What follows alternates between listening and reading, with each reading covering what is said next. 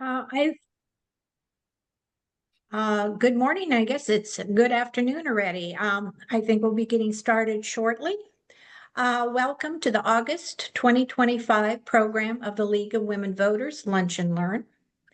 Please mute your audio and turn off your video so we can focus on our speaker. We use the chat function for questions, so please type your remarks there. We will monitor that chat and relay questions to our speaker. I'm Paula Urick, your facilitator for today and a co-chair of the Lunch and Learn Committee.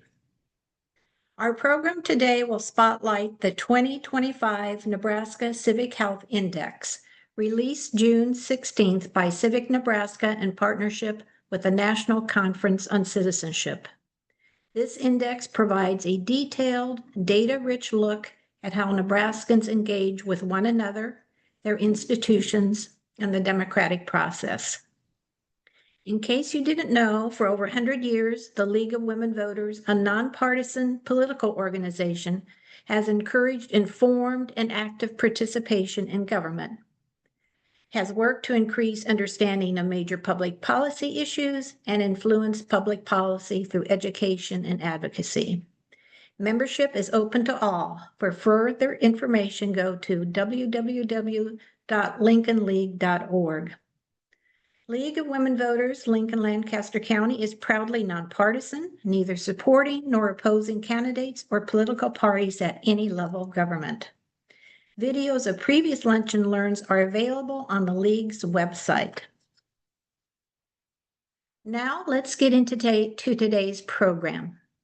Our speaker, Lily Sughroue, is a multi-generation Lincolnite with deep experiences in the nonprofit, government, and education worlds.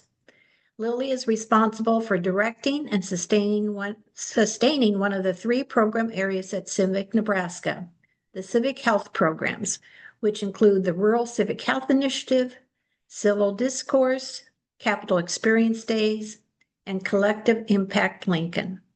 If you're ready, Lily, we'll let you get started, and welcome. Thank you so much for having me. I'm very excited about this opportunity, and I'm going to go ahead and share my screen. Here we go. All right. All right. And let's see if I can get a thumbs up from anyone that I could see here. Make sure we could see that. It looks good, Lily. Thank you, Jim. All right. So I'm super excited to share the 2025 Nebraska Civic Health Index with you all. We love the opportunity. We get to work the League of Women Voters in a variety of capacities. And we are also a nonpartisan organization. So let's get into it. So if you're new to Civic Nebraska, our mission is to help build a stronger, more inclusive democracy across our state. And at Civic Nebraska, our values are really the foundation of everything we do. We really believe in the power of community to create change, the importance of innovation to meet challenges creatively, and a commitment to learning as a lifelong process. And we work to build power among people and communities, much like the League of Women Voters does, and especially those that are too often left out. And we approach our mission with relentless optimism about what's possible when we work together for a better democracy. We get a lot of people that ask, why is our logo a honeybee? And Civic Nebraska's mascot is the noble honeybee because it's one of the most commonly known and ubiquitous friendly flyers. It's a common misperception that bee societies are monarchies, and in actuality, honeybees make decisions collectively and democratically. And every year, they're faced with the task of choosing and traveling to a new home, and they undergo a process that includes collective fact-finding, vigorous debate, and consensus building. And we really believe that what works for bees can also work for humans. Decision-making and moving forward together must include debate, shared interests, mutual respect, diverse solutions, and faith that the majority can be counted on for such a wise resolution. So we carry out this work through three core program areas: our voting rights, our youth civic leadership, and civic health. And this is supported by a dedicated administrative team that really helps bring our vision to life. Um, our director of communications, Steve Smith, once described to me that our programs serve everyone from 6 years old to 106 years old. And I love that. So I wanted to share that. And we do that by instilling civic pride and leadership into the hearts of young people and also registering a 72-year-old for the first time to vote, which actually did recently happen. So civic health. Civic health, I want to talk about this a little bit before we kind of dive into the pillars that really measure civic health and how those pillars have evolved, why they matter, what's going well in Nebraska, and where we're seeing some downward trends. So let me take a moment to just give a brief overview of what the civic health program kind of looks like at Civic Nebraska. When we talk about civic health, this is really how engaged we are with our communities, whether at City Hall or on a front porch, in a voting booth, or maybe at a neighborhood gathering. It measures how we show up for each other and how we work together to solve problems, and how well our institutions reflect the people that they serve. So Civic Nebraska's civic health programs aim to strengthen democratic engagement and community connection across the state. Our rural civic health work focuses on civil discourse, media literacy, and civic readiness through workshops, the Idea of America Fellowship, the Documenters Program, and other local initiatives. The Capital Experience Days program gives Nebraskans the tools and confidence to interact with state institutions and the people who serve within them. And that program served over 1,500 folks through the last year. Collective Impact Lincoln empowers residents in Lincoln's core neighborhoods to lead positive change and advocate for investment in their communities. And I also see our general civic health programming just including more systems literacy, civil discourse training, civic Saturday gatherings, and then the Civic Health Index, which provides data and dialogue to strengthen Nebraska's civic fabric. So our 2015 and 2020 civic health indices focused on 4 key indicators: social connectedness, confidence in institutions, community engagement, and political involvement.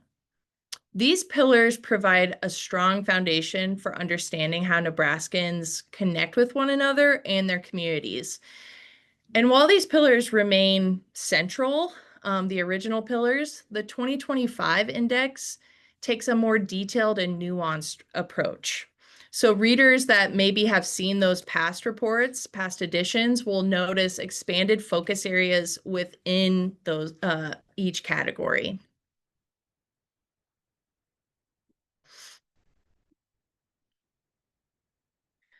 The traditional civic health pillars, like I mentioned, social connectedness, community engagement, political involvement, and confidence in institutions, have long provided that foundation for understanding the strength and vitality of our democracy. And today, as our communities and communication tools evolve, so does our definition of civic health.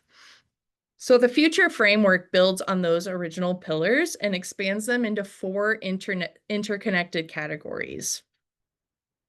Civic trust captures not only confidence in institutions, but also trust among neighbors, representation in leadership, and feelings of inclusion and optimism. Civic access acknowledges that engagement requires opportunity like broadband access, transparent governance, third spaces, and healthcare, and so that all Nebraskans can participate meaningfully. Civic action deepens the idea of community and political involvement by highlighting everyday ways that people show up through volunteering, voting, protesting, or even helping a neighbor.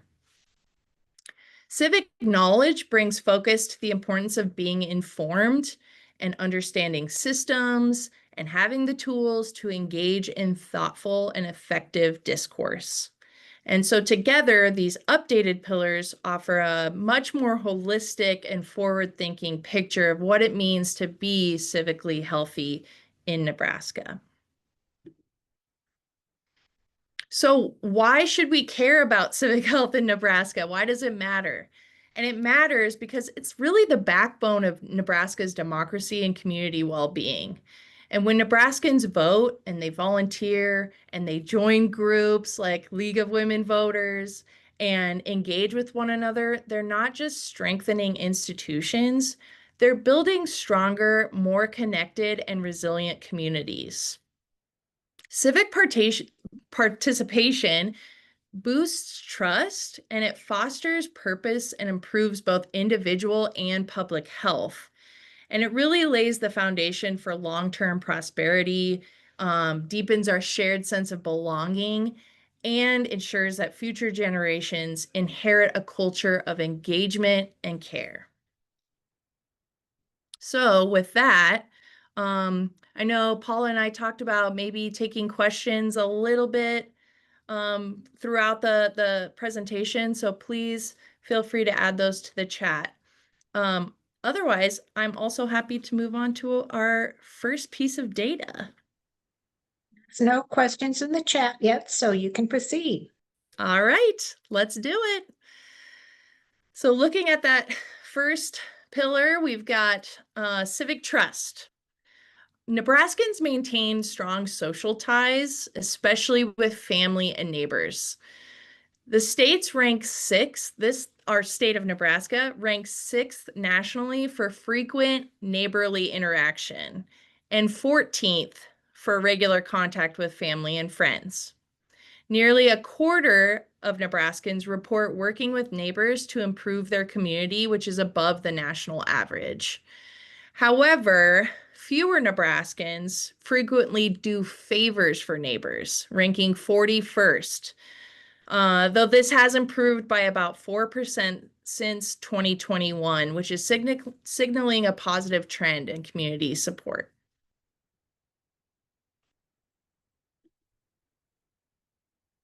And thanks to our friends at the Nebraska Rural Poll, we do have additional information about Nebraskans living in rural areas and their experience.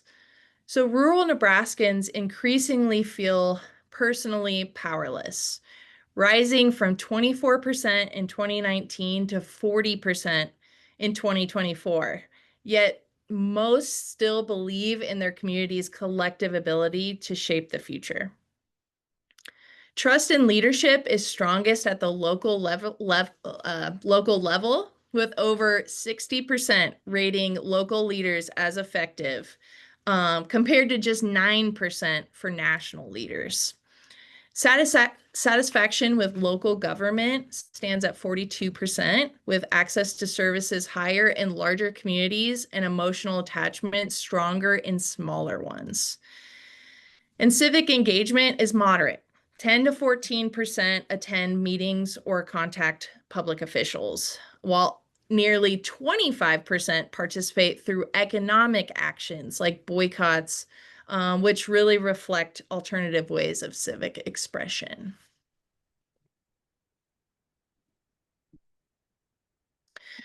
Nebraska ranks sixth nationally in group participation, with 34.3% of residents involved in community organizations, which is well above the national average.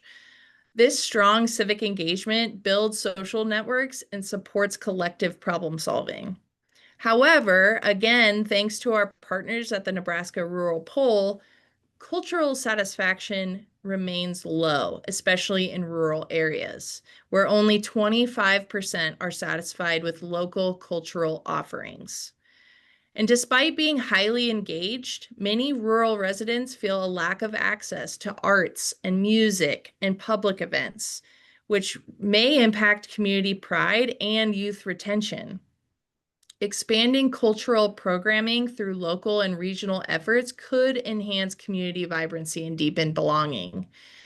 And we recommend checking out the Nebraska Community Foundation's Hometown Internship Program, which places college students to their hometowns each summer to lead meaningful, community-driven projects.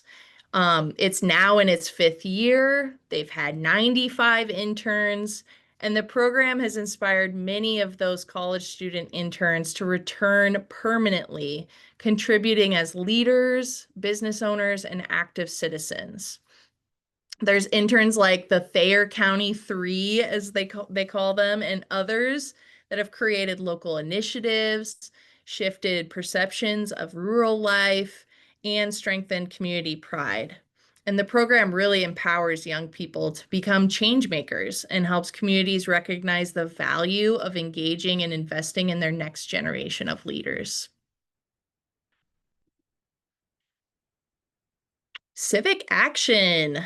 Nebraskans excel in volunteering, with 40.3% giving their time, which is well above the national average and ranking 3rd nationally. But that's something that we should be really proud of in Nebraska. Volunteering is up across the board from 2021 till now, and especially amongst women with a 12% increase. For folks aged 30 to 44, there was a 12.5% increase. In suburban areas, there was a 19.3% increase. And among folks that have identified that they've had some college education, there was a 10.1% increase. So these are bright spots that we can build upon. And we want to ask, like, what's working in these areas? And how can we bring that same energy into other spaces?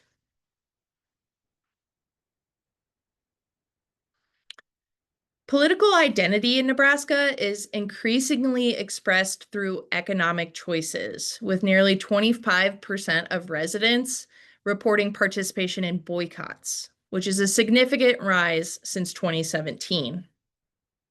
As traditional political engagement declines, particularly among rural and middle income Nebraskans, more people are turning to personal values-driven actions to make sure that their voices are heard. And charitable giving also tells a different story. 10.4% in like decrease among men in this area.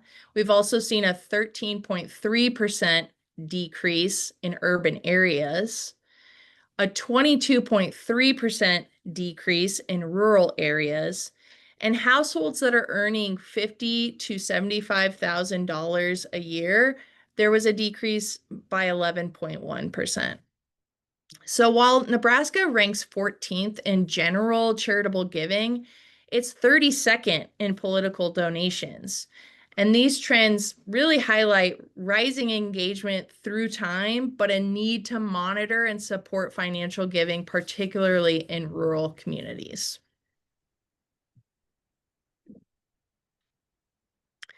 Political involvement in Nebraska extends beyond voting to include staying informed, discussing issues, and contacting officials, which are all vital actions for a healthy democracy. While Nebraska ranked 8th nationally in recent local election turnout, overall participation is declining. Between 2021 and 2024, turnout dropped among men, women, rural residents, and middle income earners. And only voters aged 45 to 65 showed increased engagement. So while political discussion and online activity are also declining, especially among men and younger adults in middle income groups, this is continuing a downward trend first seen in 2017.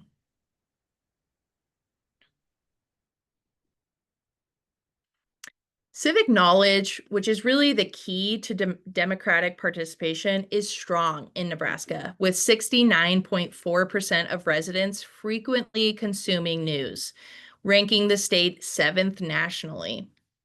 However, engagement is declining among women and adults aged 30 to 44, while also while increasing among men and those aged 45 to 65. So these shifts really highlight growing disparities in civic information access. Compounding this issue is the shrinking local news landscape. 9 Nebraska counties have no local news outlet, and over half have 2 or fewer full-time journalists. These news deserts disproportionately impact lower income, less connected communities, and threatening informed civic engagement and local accountability. I did include a QR code on this slide for information about one of our programs that we do to partner with the Nebraska Journalism Trust to address some of these issues, and that is called Documenters. Documenters, and you can read more about it. And if you're not a QR code person, totally understand. There you can find more information on our civicnebraska.org website.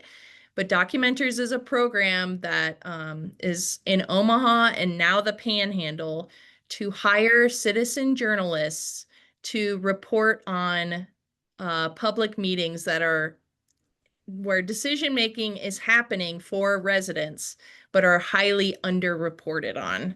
So that's a really exciting program that we're excited to work with the Nebraska Journalism Trust on.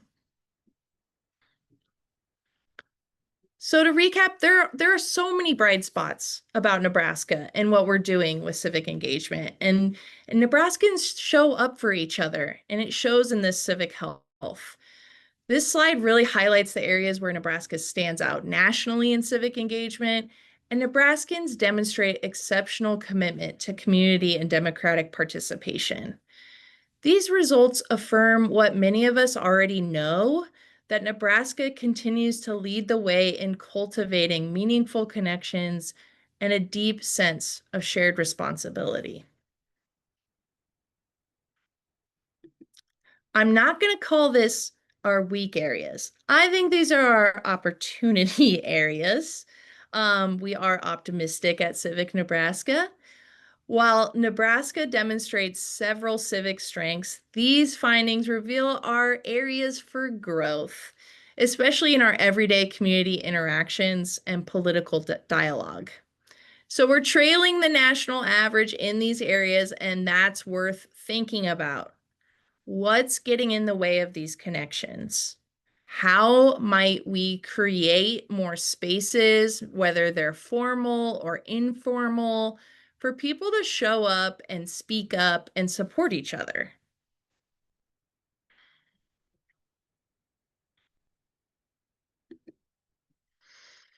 So I also wanted to share some civic health in action. Again, if you're not a QR code person, you can find all of this on civicnebraska.org. But you can check out what's included in the report is an action guide. It's got several different sections of different actions you can take, whether you're an individual or part of a organization or your neighborhood. There's lots of different resources in there. And obviously, you're always welcome to reach out to us at Civic Nebraska for more guidance on this. We're also hosting a civic health conference in May of 2016 at the Nebraska Innovation Campus. This is the first time we've ever had a civic health conference. The only other civic health conference I know of is in DC once a year. So this is really bringing civic health to the Midwest and to this region. We're getting put on the map. We hope to have a great turnout for that. We'll explore 3 different areas with civic health, civic education, and civic action. Of course, we would love for the League of Women Voters to be there. You can also request a physical copy of the 2025 Nebraska Civic Health Index. There's information in that QR code or on our website. If you put your information in, we'll send you a copy in the mail, no problem. So We have, yeah, go ahead. well, Questions. go ahead with your final thoughts, and then we'll go to the chat, okay? Sounds great. So just some final thoughts to kind of reflect on some of this data and for you to just individually think about is Who do you think would benefit from seeing or engaging with this report? Who might you share this with after today? Who in your network needs to be a part of this conversation? Really, the goal of this report is not for Civic Nebraska to just own this and gatekeep this. That is not the goal at all. This report was specifically written for everyday Nebraskans to use as a tool to strengthen civic health across Nebraska. Um, we know that when civic health is strong, problems get solved. So think about who this needs to get into the hands of. And of course, we're super excited to work with anyone on anything civic health related. And I guess just like final thing too, we've got sponsors that help make this report possible. And we also have quite a few partners that helped us develop the report as well. And the other thing that's really neat about this report is that we included a lot of everyday Nebraskan stories, including a story about hometown interns. There's a story about a voting bench in a neighborhood. And if you're in Lincoln, you might even know which one I'm talking about. There's a story about some retired neighbors that go and water the trees at the local park because Parks and Rec doesn't have the capacity to do it. There's just so many great examples of how civic health is playing out in Nebraska. And so I hope you're able to read the full report. Okay, let's go to the chat. Okay, the first question. The recent SOI initiative was part of your portfolio, wasn't it, Lily? So can you explain that? Yes, it sure was. So that happened within our Collective Impact Lincoln initiative. Collective Impact Lincoln started about 9 years ago. We're in our 9th year of that collective with our partners at Nebraska Appleseed.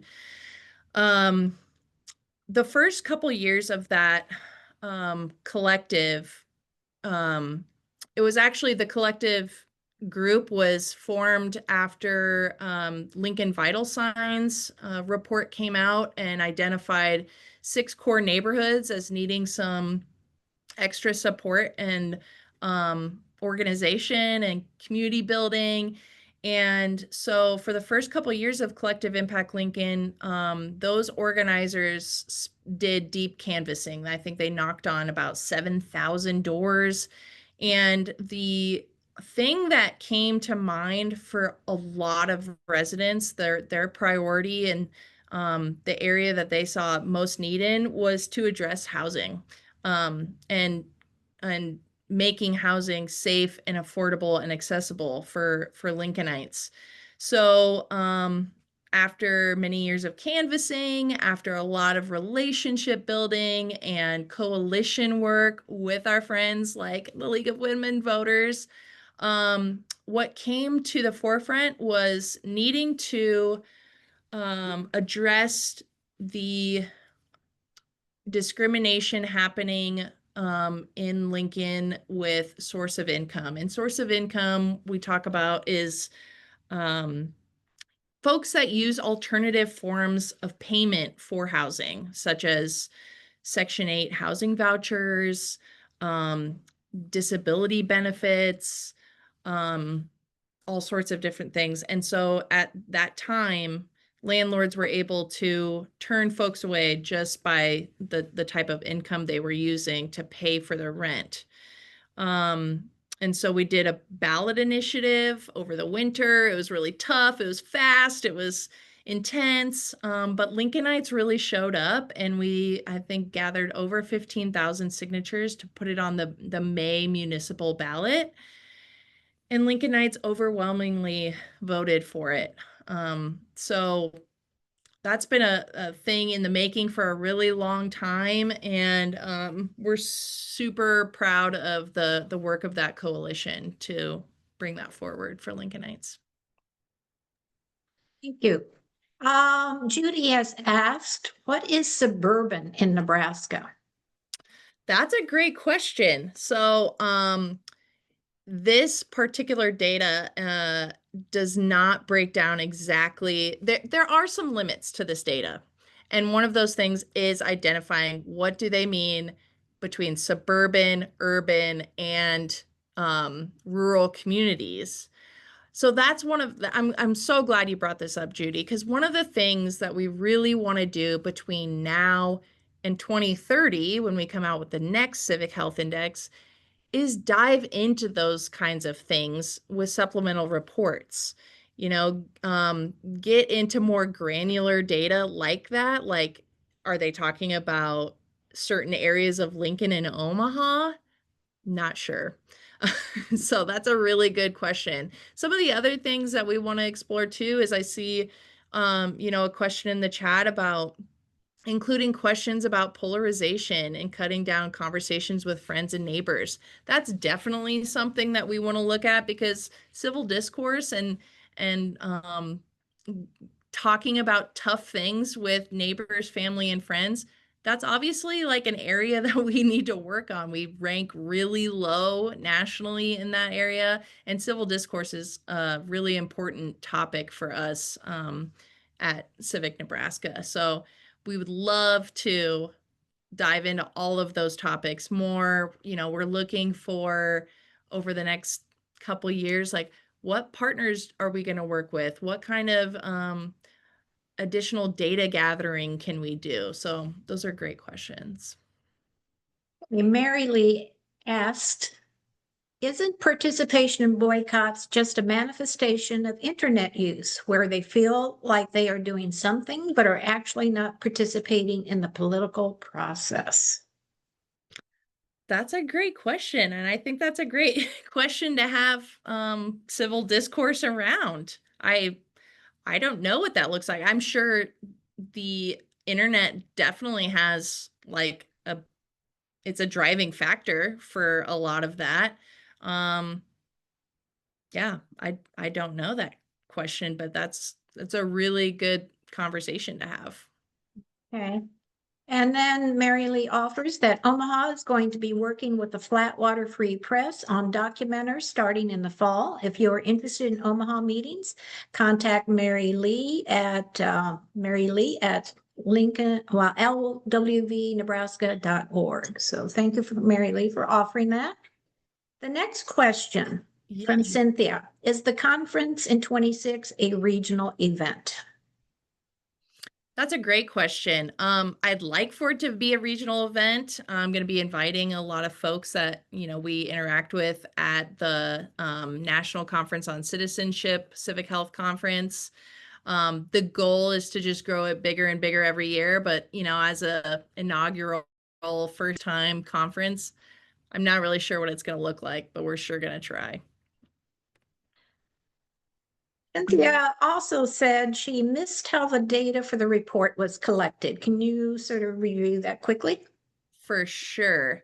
So the data is collected by we work with that National Conference on Citizenship to collect that data, and they pull that data from the census reports, and they also pull it from I'm trying to look up exactly so I can give you the right information. Um, I want to read this to you correctly because there's a really good in the report. There's a really good um, like synopsis of the data gathering. And I was going to put a slide in, but you just never know who's going to be interested in like the let's see, where is it?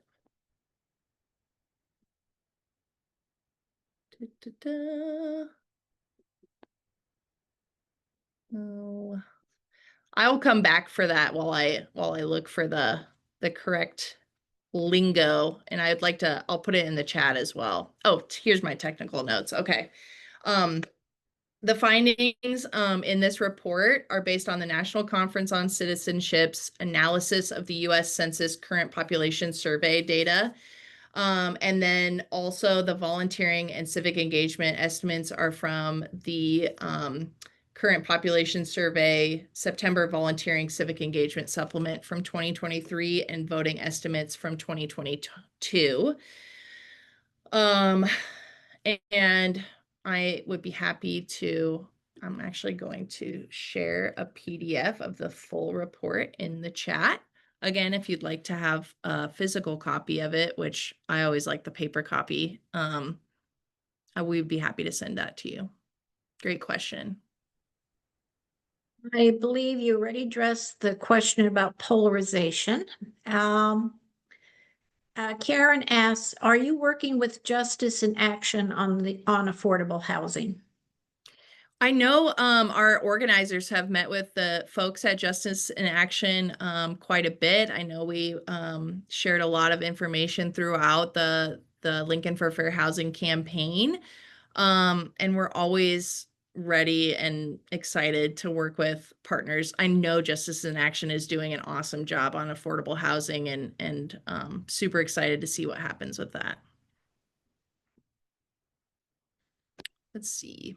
Are there any efforts in process to further engage the 30 to 44-year-old age group? In your chart, there was a negative number for this group. I have a son in this age group, and I think that this group is very discouraged about the political landscape these days.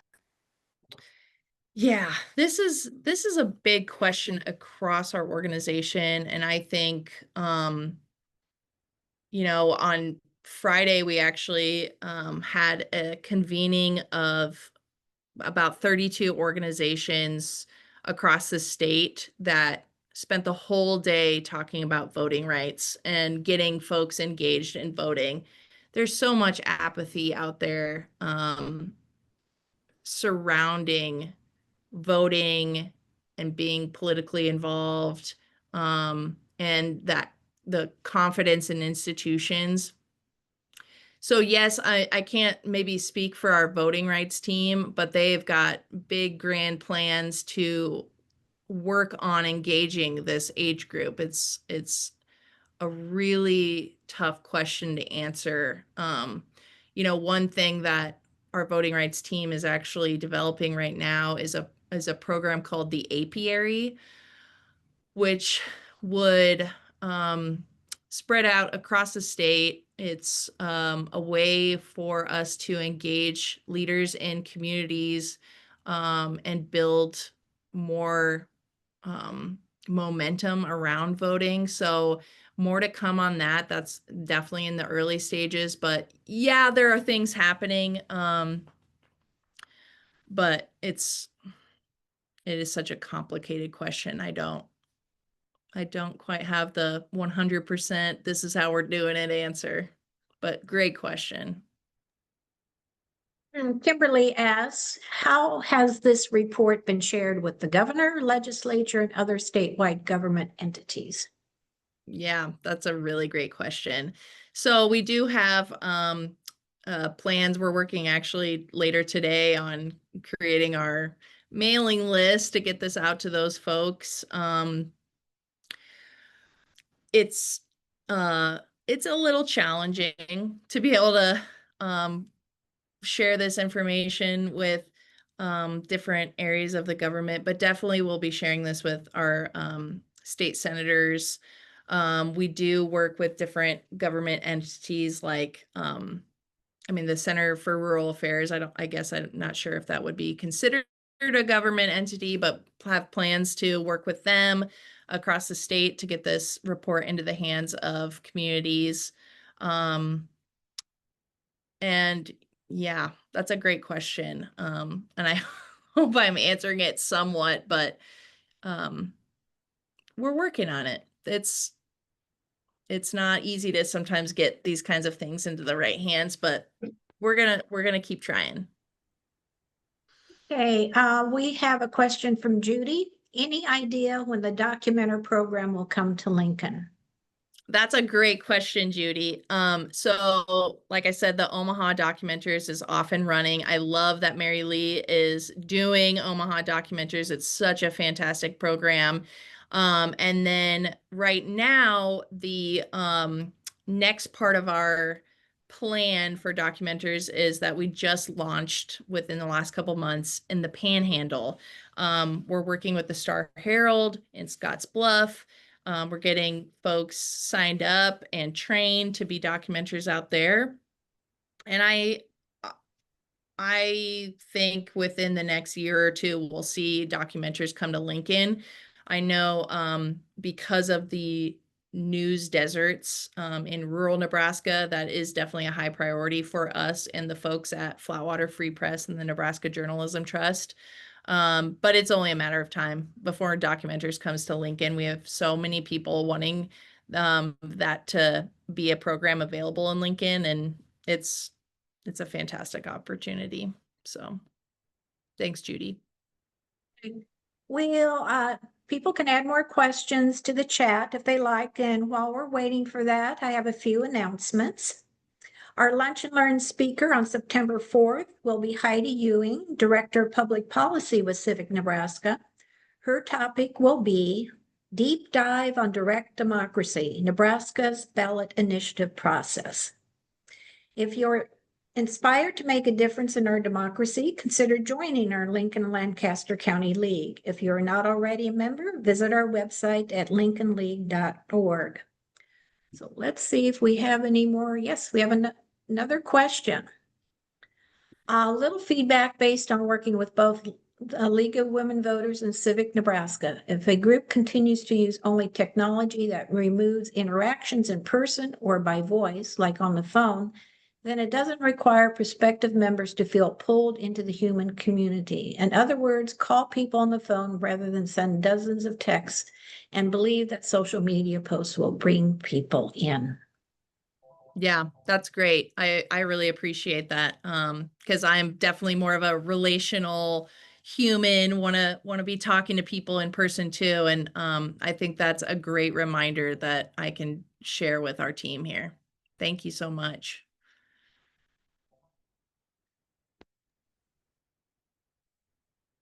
I'm checking to see if anything more in the chat, or since we're getting close to the end, if somebody just wants to unmute and toss out a question.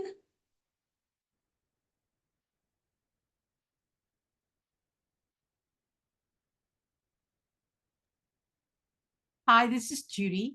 I would just actually like to do a public service announcement about our September 27th program planning meeting and ask any members of the Lincoln-Lancaster County League to please take the survey and RSVP to the session. Thank you. Thank you, Judy. Remind us where the survey is. Is it on the website?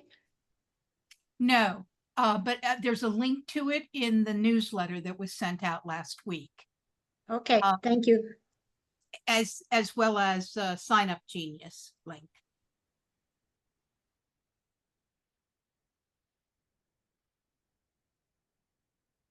Great. Any more questions or comments?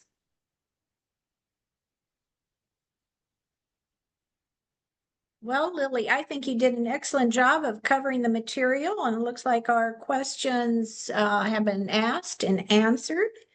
And if there are any more comments you want to make, Lily? Yeah, I'm gonna add my email into the chat. If anyone would like to follow up at all or reach out, please do so. I'm also happy to hop on the phone as well and talk, or get coffee and talk about civic health. Thanks so much for having me. I see a lot of familiar faces and names, and I've been looking forward to speaking to this group for like a month and a half. So thank you all so much. Oh, all right. This is Paula, and again, thank you, Lily, so much for presenting today, and thank you for everyone for joining our Lunch and Learn. And we'll look forward to having many of you join us again on September 4th, where we'll be hearing from Heidi Ewing. Okay, I think we'll sign off if there's no more questions. Thanks, Lily. Thank All right. you. Thank you.